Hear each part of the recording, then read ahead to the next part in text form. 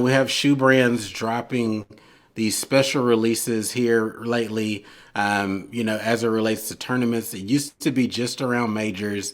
Now it seems like any tournament of note. So I had done a review earlier this year on the Waste Management Phoenix Open shoe that came out, an Air Max 90 NRG.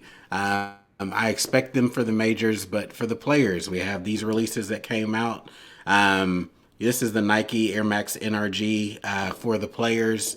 The FootJoy came out with their premier series of shoes, and then NOBULL, which is kind of ventured into the golf space more recently with their shoe. And it's just very interesting to see these iterations. I feel like it's becoming too much to me. It's just like, does every event or special event have to have a shoe release? Again, I think the more you come out with these, the lesser the product becomes. And I'm not a super fan Right. of Nike's planned releases this year. They're a little exorbitant, a little extra for my eye. I actually kind of like the No Bull because it's very specific. The FJ. I mean, it's just an FJ with some like sprinkles Right. on the heel, and then that little gold strip. The Noble, a little more effort with the colorway, and of course the players logo on the bottom, and then on the insole in there. So tell me what your thoughts are on these specialized shoes, and is it getting ridiculous? Do you appreciate them? And even talk a little bit about your thoughts on them last year when I think Nike really started to get into this a few years ago. Mhm. But where do you think we're at today? I definitely agree that it's very much so in the oversaturated field. When Nike was dropping like a few of the Masters edition type deal, I felt like that was okay. Like I mean, like again, just like what you prefaced, majors, big events, historical stuff. Bro, like I just don't feel like we should have a waste management shoe. I don't feel like we should have the fifth major shoe. Like I just don't see the need in it, especially because it's not.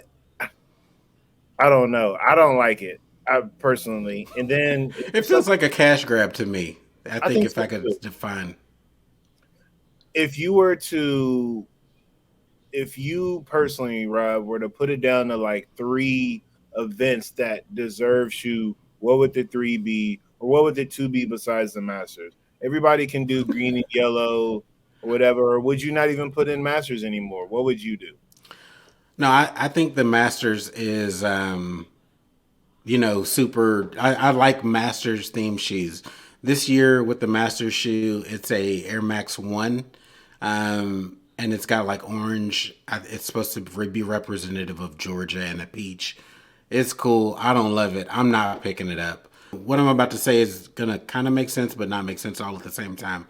So we know PGA Championship, U.S. Open, and the Open over in the UK changes its location over in Europe, I should say, not just the UK.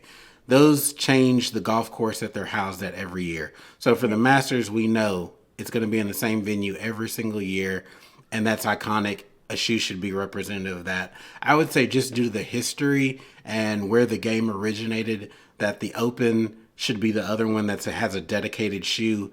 The Yeah. PGA and the U.S. Open, not so much. I'd say lastly, the PGA should be number 4 on that list if we're even going to consider that.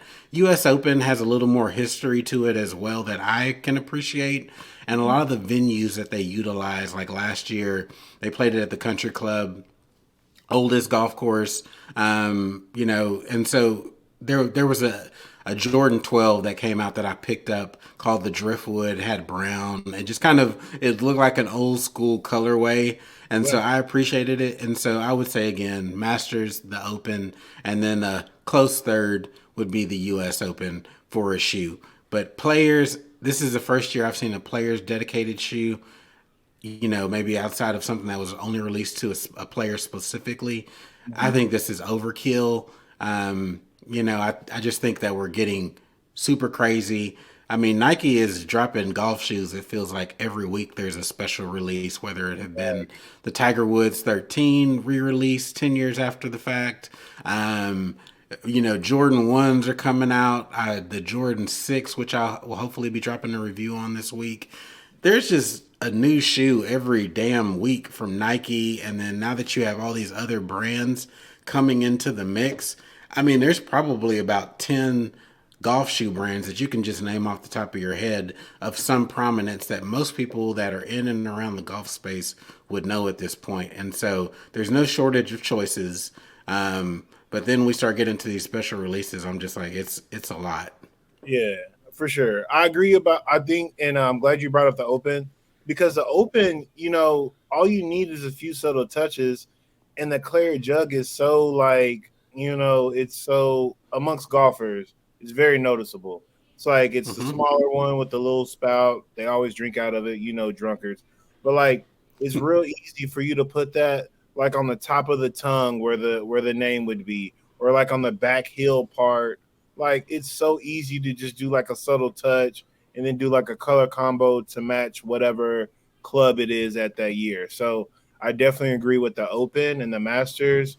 And then it's so easy to get like just like subtle like accent colors for like the Masters. Like the shoe doesn't have to be all green. It could be a green check. It could be a yellow tongue or a yellow laces. Or just like what happened with the NOBULL shoe where they had the interior where they had the sole. You could make that green and have like subtle touches. So just a little bit easier to put it for, but it's very Yeah. oversaturated and they just need to slow down a bit, make it worth our while again with these special drops.